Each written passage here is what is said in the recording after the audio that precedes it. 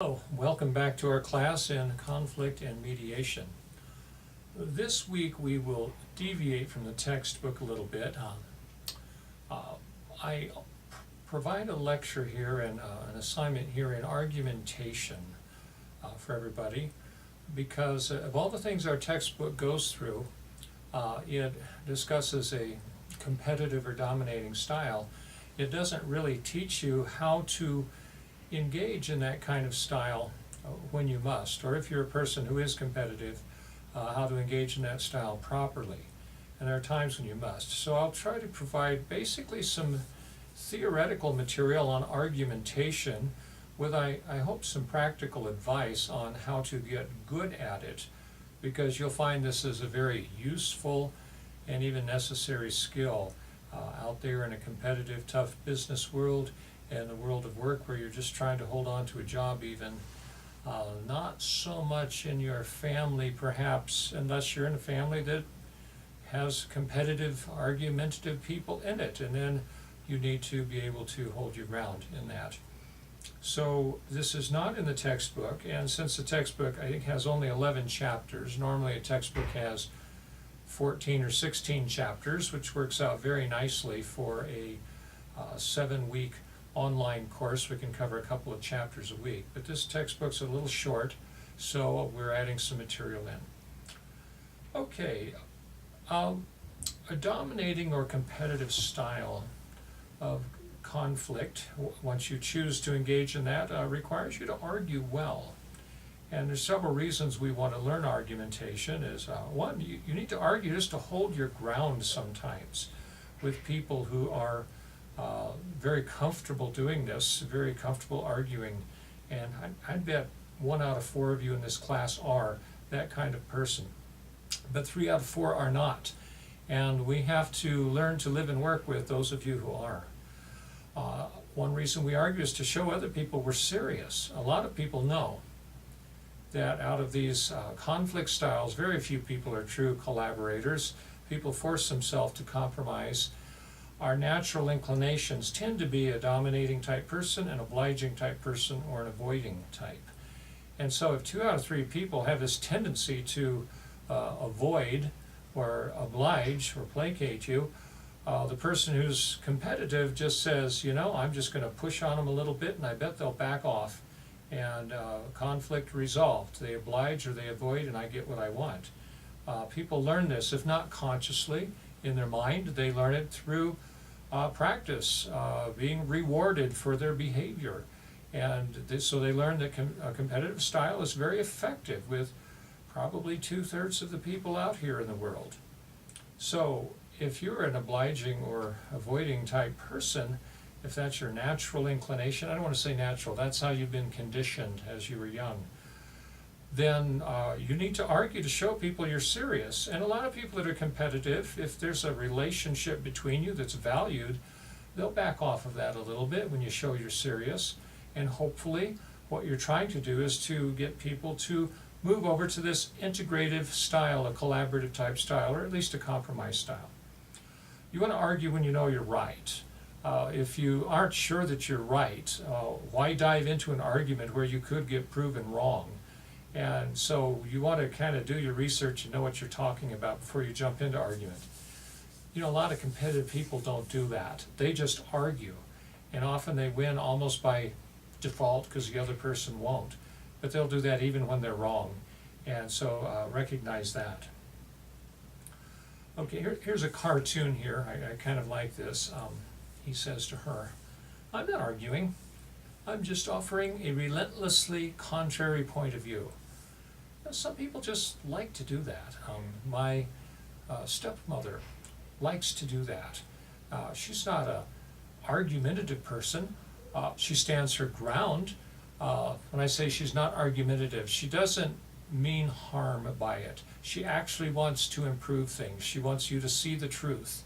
Sometimes it's just her perspective, but she's fairly well educated, and often she's right. And so she knows she's usually right, and she doesn't tolerate people telling untruths. She'll challenge that, and it comes across as a contrary person But if you look through it, no, she's not being that way. That's just the way she interacts. So is this guy on safe ground here? Well, it depends. Some people are just contrary, and they're competitive contrary. They always have to be right. They've got some kind of psychological issue in their life that they have to be right. They have to win. And we need to learn to identify when it's that and when it's just somebody who really doesn't want to, won't tolerate untruths, won't tolerate lies, won't put up with things that aren't right, and so they argue to try to shape the world around them. Okay, I like this statement here. We're going to hear it in a minute. An argument is a collective series of statements to establish a definite proposition. I think that's fair. Your proposition is, this is the thing that I think is true, or this is what we ought to do about something. This is the way we ought to see it. There's your proposition, and an argument is simply your attempts at proving that this is true or this is what we ought to do. Okay, let's take a look here at a short video, if I can bring it up without too much trouble, and we'll see how not to argue.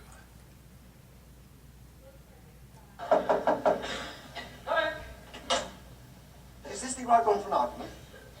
I've told you once. No, you haven't. Yes, I have. When? Just now. No, you didn't. Yes, I did. You didn't. You didn't. I'm telling you, I did. You did not. Oh, I'm sorry, is this a 5-minute argument or the full half hour? Oh, just the 5-minute one. Fine. Thank you. Anyway, I did. You most certainly did Now, not. let's get one thing quite clear. I most definitely told you. You did not. Yes, I did. You did not. Yes, I did. Didn't. Yes, I did. Didn't. Yes, I did. No, this isn't an argument. Yes, it is. No, it isn't. It's just contradiction. No, it isn't. Yes, it is. It is not. It is. You just contradicted me. No, I didn't. Oh, you did. No. You did, just No, then. no, nonsense. Oh, look, this is futile. No, it isn't. I came here for a good argument. No, you didn't. You came here for an argument. Well, an argument's not the same as contradiction. Can be. No, it can't. An argument's a connected series of statements to establish a definite proposition. No, it isn't. Yes, it is. It isn't just contradiction. Look, if I argue with you, I must take up a contrary position. But it isn't just saying no, it isn't. Yes, it is. No, it isn't.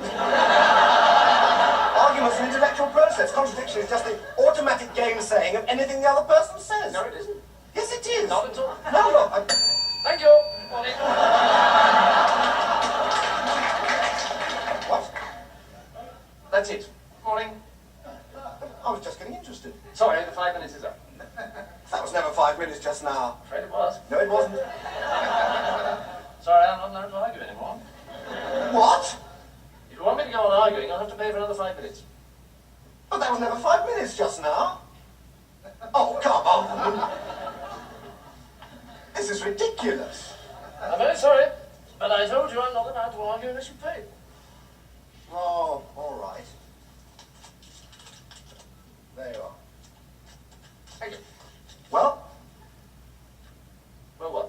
that was never 5 minutes just I now. told you I'm not allowed to argue unless you pay. I just paid. No, you didn't. I did! I did! No, I don't want to argue about that. Well, I'm very sorry, but you didn't pay. Aha!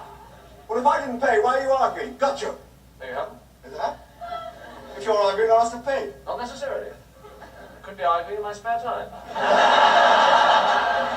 I've had enough of this. There you have it. Oh, shut up.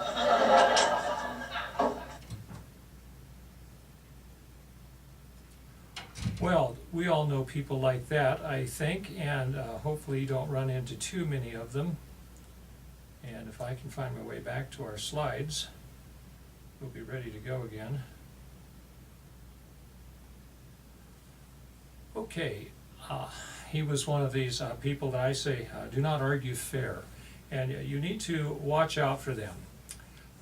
In arguing with people and engaging in a dominating or competitive style, you really, in a subtle way, need to establish the rules. What kind of argument are you going to have with a person? Are you going to be like the WWF guy here with the folding chair that somebody's handed him from behind the ropes and whack you over the head while you're not looking and getting up off the mat from some other dirty trick? Or is your wrestling match more of the collegiate AAU style, where there are rules, there are protective gear, and actually a referee? Well, there's never a referee unless we get a mediator. But there's definitely rules to how to wrestle, and those that don't follow the rules are disqualified. Don't tolerate dirty tricks. You know one when somebody's using one on you. Some common ones: attacking your character when really it's about the facts of an issue, but yeah, you were wrong once before, maybe even on a related issue. Does that undermine your credibility? Not necessarily this time. If it's an unrelated issue, it certainly doesn't undermine your credibility. Somebody just calling you stupid, name calling. We're getting to about where we're crossing that line into a verbal abuse type situation, and you need to call people on it and tell them literally, I'm not going to tolerate you calling me stupid. Are we going to work together on this or not? Because I'm not going to just have a conflict with you that crosses over into abuse. Sometimes somebody will even, there's lots of fallacies. We call these argument fallacies, and I'll post some of this material for you. They distract you with some other issue.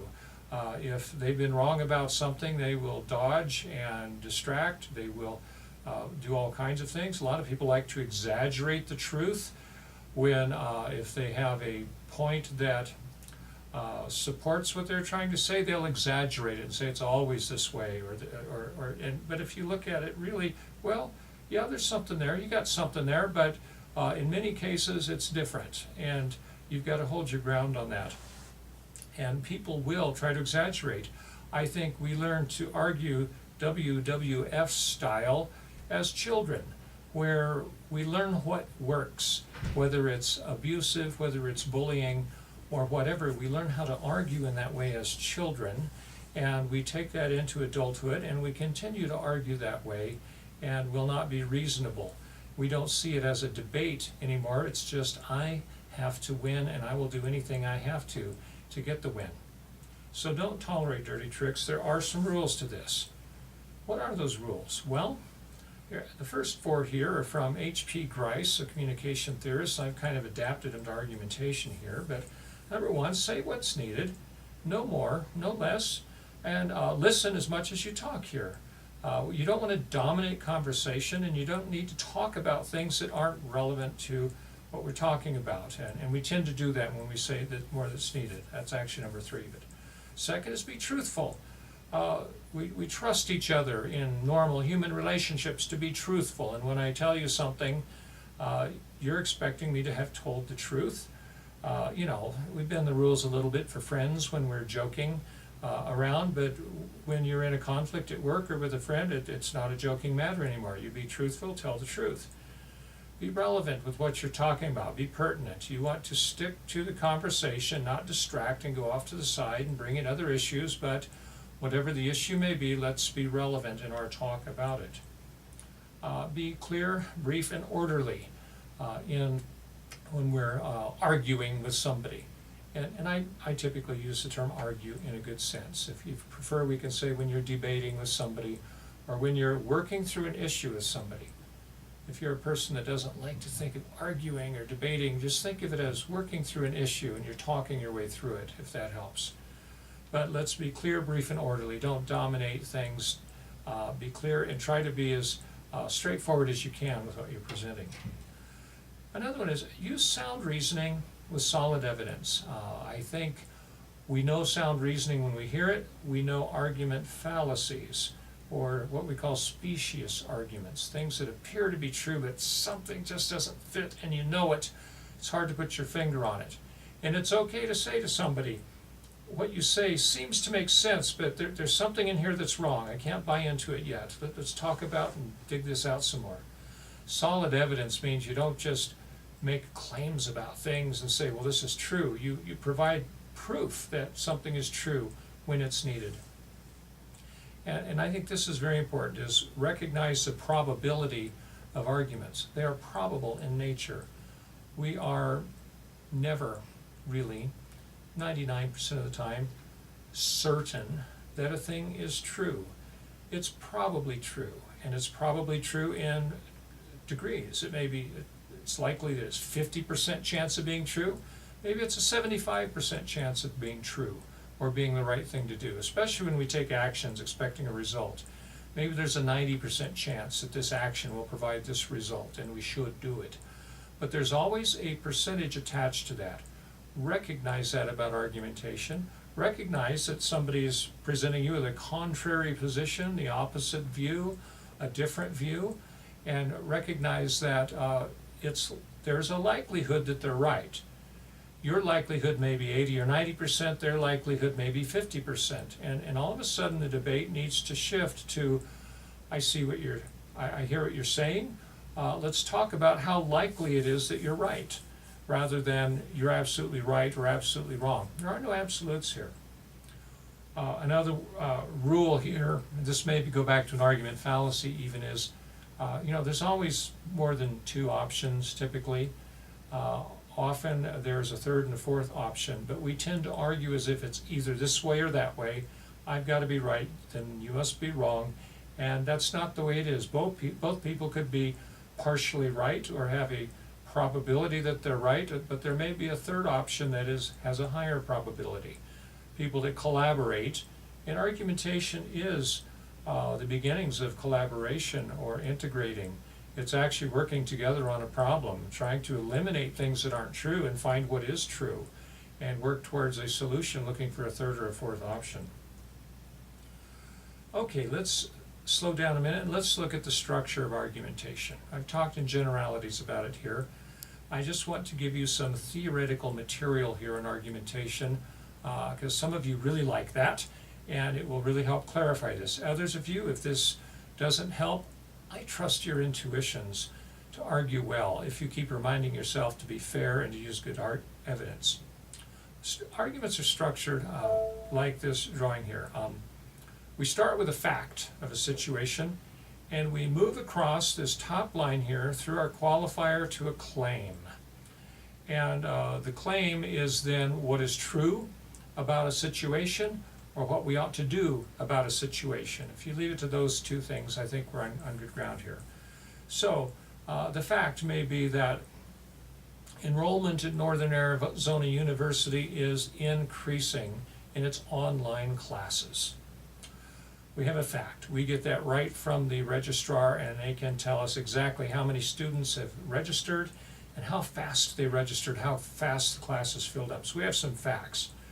From there, we can move across to a claim and say, therefore, we should add more classes for you to take. And so I can support that claim with the fact of the enrollment. Now, if we're not going to argue about it, we're fine. The qualifier is a term that happens in the middle of our statement there. Enrollment is increasing at NAU's online programs. Therefore, we should certainly or probably add more classes to accommodate the higher enrollment. Sometimes we're not quite sure. We're indicating that level of probability I just discussed with this word, the qualifier, maybe, likely, probably, certainly, surely, possibly. Take your pick. Pick the one that feels right to you. I trust your brain to do the math intuitively and pick the right word here. Okay, sometimes our facts that lead to a claim, people don't understand them. Normally, it's intuitive, we get it, we have logical templates in our brains that work perfectly. But sometimes when we argue, we're usually arguing about the reasoning underneath our argument. Really, should we increase the classes just because enrollment is up? Does that work? Is that best for the university? Now here's where we get into the reasoning part of it. Well, we make more money if we increase the number of classes we offer. So that would be the reasoning of why the claim is true. How do we know that reasoning is correct? Well, that's the research involved underneath that reasoning, because people have looked at schools that open up more classes to the students, and they have found with a 95% certainty in their statistical models that when you increase the number of classes, your students are happier, that actually they enroll for more classes and more students are accommodated, and the university makes more money. So research supports this. So typically when we're arguing about that research, because maybe other research shows that no, just put more seats in the classes, that's the best thing to do. Or no, if increasing the number of classes will make no difference on the amount of students that are enrolling here. The final part of this is what we call the reservation. There are situations where if this is true, it negates the claim. And the reservations then open up a whole new argument and another chart just like this one. Now, I don't expect you to memorize these charts. I just want you to be aware of these parts and see them in action when they're happening and practice. As you practice, you will begin to use them. The reservation is a condition that negates the claim. So if I say unless, and usually a reservation is preceded by the word unless.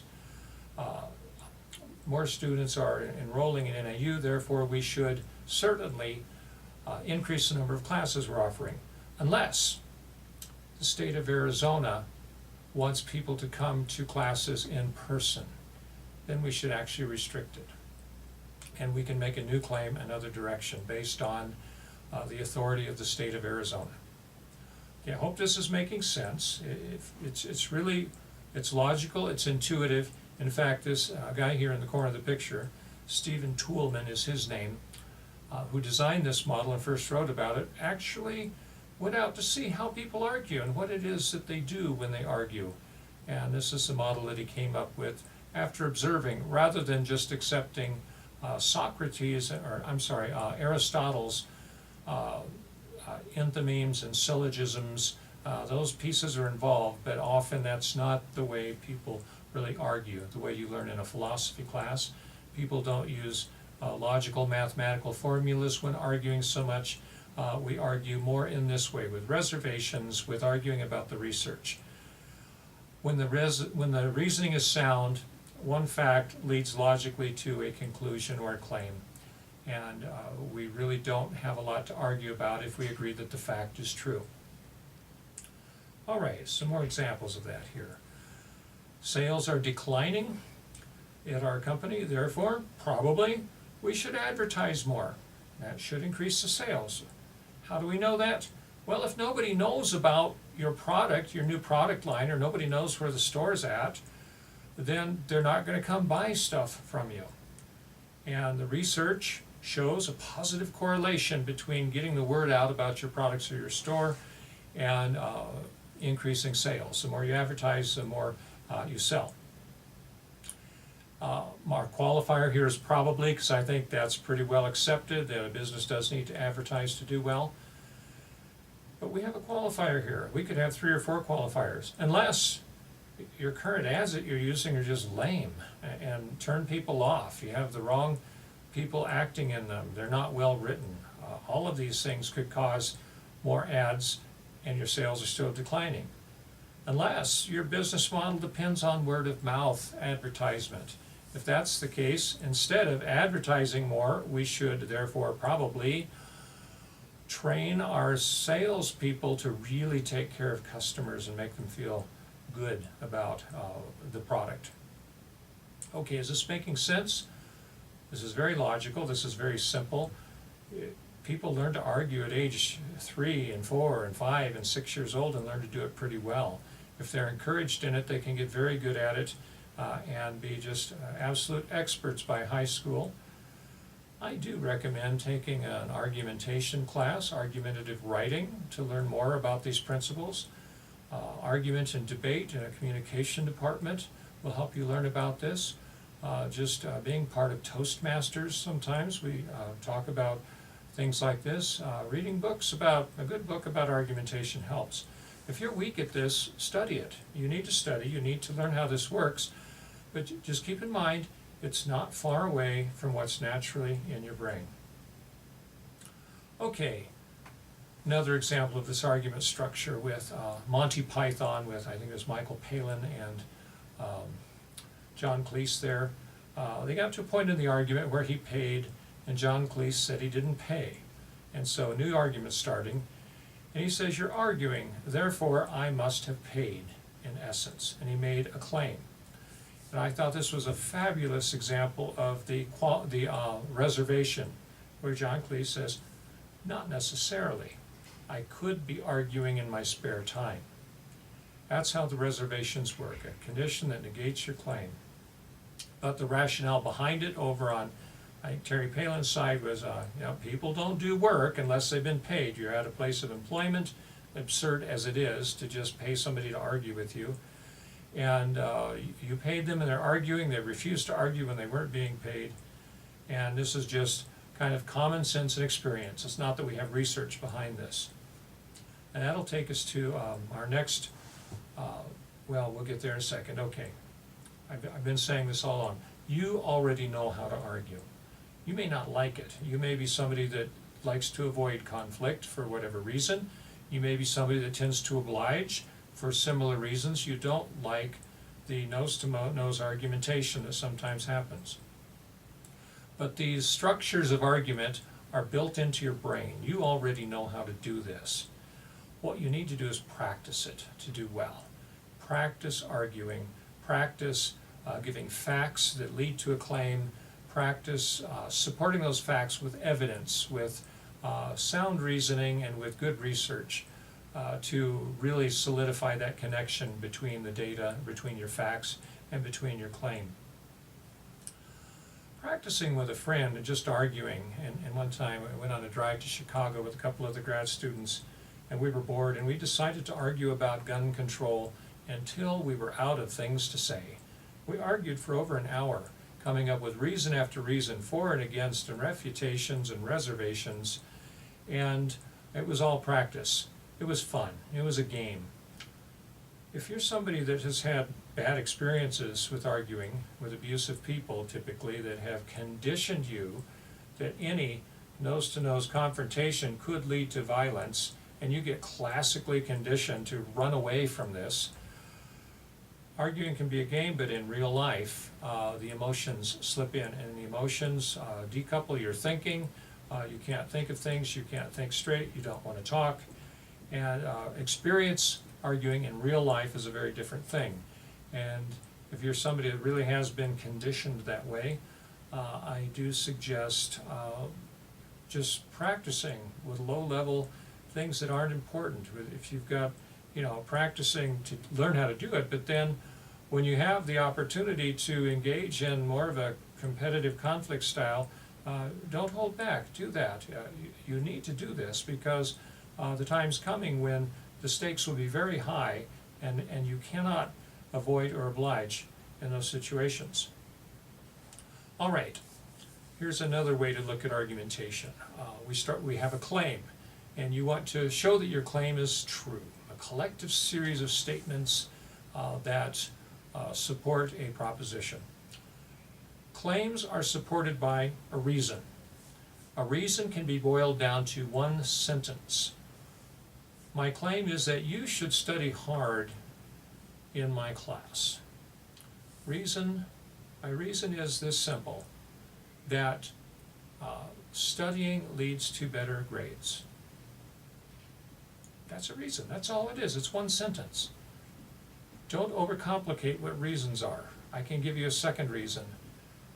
Studying leads to better grades. Better grades lead to a higher GPA and more tuition scholarships. So, you should study for my class because you might get a scholarship, or you need to preserve your scholarship. There would be a third reason. Reasons are literally one sentence. When people don't buy our reasons, we need to back them up with evidence. Oh, really, Jerome, I'm going to get a scholarship if I study hard in your class? Well, if we dig into that a little bit, you might find that no, the facts and statistics don't support that. Scholarships are given out when you're a freshman before you arrive on campus. There's very few of them that if you bring your GPA up will automatically be awarded. So I better find some better reasons to persuade you to study for my class. Evidence, I have 6 types listed here. It comes in various types, and these types vary in their strength. And I've listed them in order from probably strongest to weakest in most situations. Research is always good, strong evidence to support a reason that supports your claim. Facts and statistics, if you can look this up in an encyclopedia or it's common knowledge that these things are true, I can cite facts and statistics that help you to agree with the claim. Experts who come in and they give testimony on your behalf. You can get a good quote from somebody who's well respected and expert in the field. There's other kinds of experts, or testimony. There's people that are luminaries. You know, if Beyonce says you should do this because it's true, well, she may not be an expert in the field. She's just famous. And beware of that kind of evidence because it's not as strong. Your personal stories about what happened, it's evidence I can't refute because it happened to you. It doesn't mean your experience in this is normal. You could be the outlier, but it is evidence and there is some strength to it, and it's fair to use that evidence to support your reasons. Other people's stories, well, that's a step further away from you. I can't even be sure that story's true. I could challenge it if I don't believe you, but it is evidence. Bringing scripture from whatever religious source you want is a kind of evidence. Now, with some people, that's the highest form of evidence, and you need to recognize that. We should not raise the price on our product because it would be unethical. You're gouging people. Well, this is a kind of, well, why is that wrong? Why is it wrong? Well, it's very much like stealing. And thou shalt not steal. Now see, if I say this, I'm using scripture to argue the point. Probably won't convince most bosses unless your boss is highly religious. There's one more we could add here, and that is the law, what the law says you have to do. That's another kind of evidence. But it's not one that is necessarily persuasive. It's a kind of evidence that is more coercive. You need to do this because if we don't follow the tax laws, somebody's going to get tossed in jail here. Okay, so use evidence when you argue, and it is the bulk of what you're going to say. It's reasons come in a one-sentence package. Sometimes you have to string a couple together in a little chain that makes a connection, but it's still going to be one sentence, and it's the evidence underneath that that brings truth to it, that establishes the truth of it. That is the bulk of what you say in an argument. Okay. This dominating competitive style. Okay, I think I just have an extra slide in here. We'll skip forward. All right. If you have an avoiding or obliging style, know that it's okay to argue. I'd like you to kind of look at yourself and try to figure out where that came from. Did you have a sibling that bullied you verbally, that could argue better than you, and just that was quick with their tongue, a quick thinker, and was always able to beat you in an argument, and it frustrated you because you knew you were right often? Are they somebody who cheated at argumentation and you just said, I'm done with this, I don't argue with people, they cheat?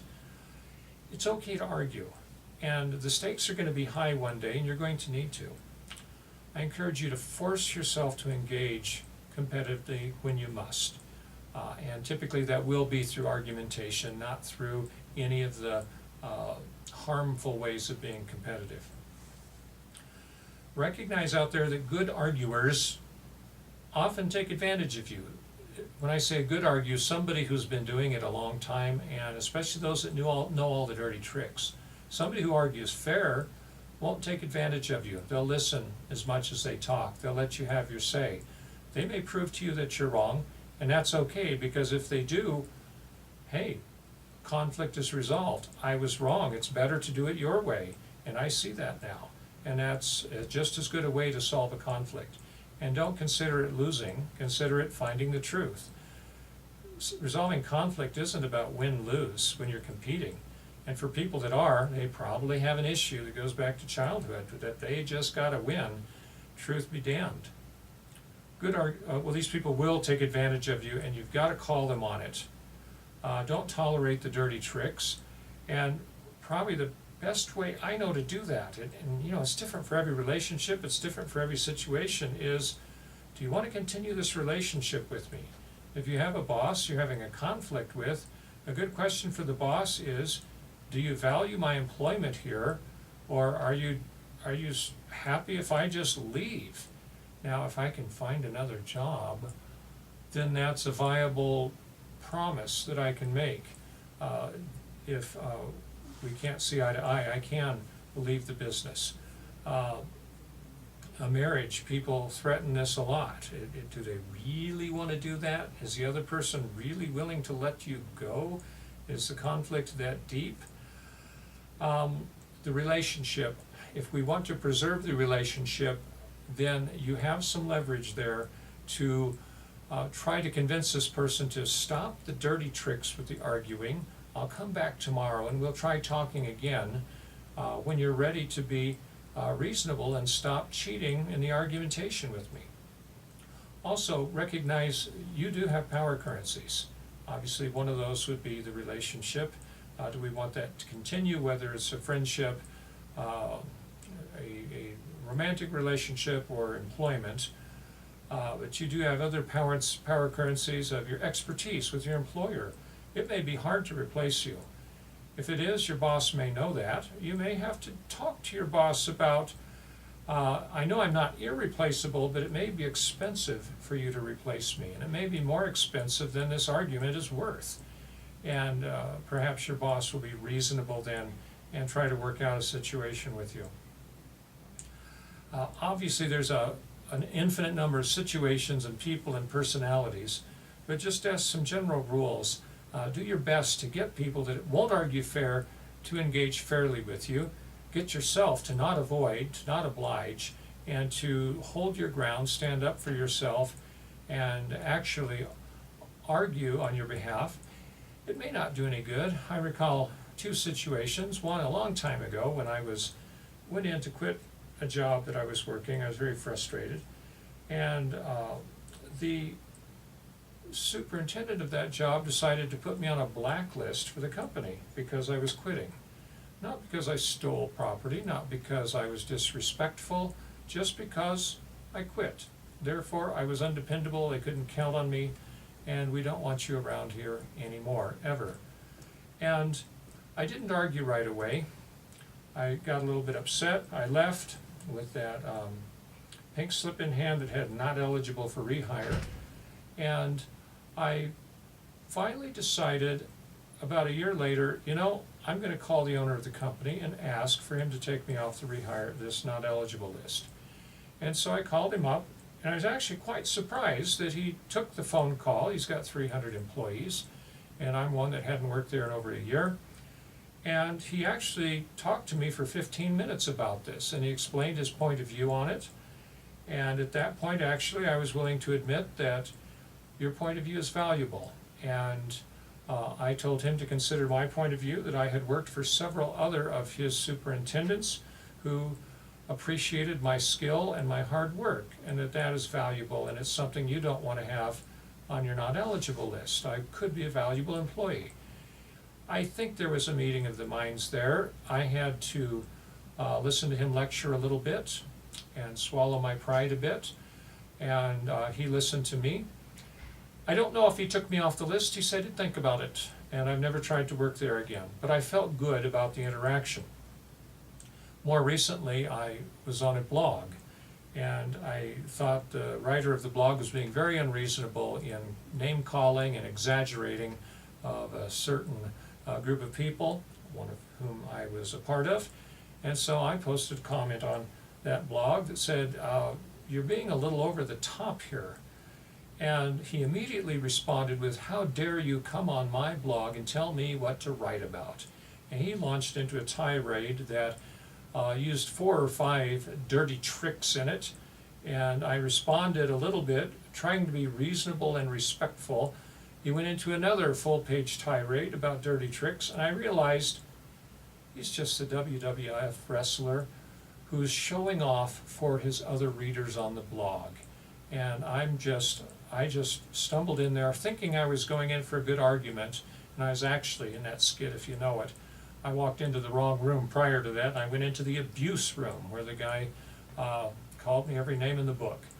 And so I decided, I responded again and said, you're arguing unfairly, and Good luck with that. We'll see you later. You've shown your character to your own readers. Well, he didn't like that either, but there are times when it is best to walk away. The relationship is not going to go anywhere, and I had to do that in that case. Okay, my computer just died here for whatever reason, so I think we just better call that a lecture and say that we're done. And I encourage you to take learning to argue very seriously. And if you already have no problem arguing with people, I'll get in your face any day of the week type person, be sure you do it fairly, respectful. Listen as much as you talk, and be as fair as you can, especially with somebody who avoids, who obliges, and you can tell. You're going to have to draw them out and really get how they feel, what they think out of them. Maybe you're the boss and you've got employees and you need to know how they feel. Don't hesitate to be yourself somewhat obliging in that way, and try to draw them out and find out from them what's going on. Okay, thanks a lot for watching, and we will talk to you later.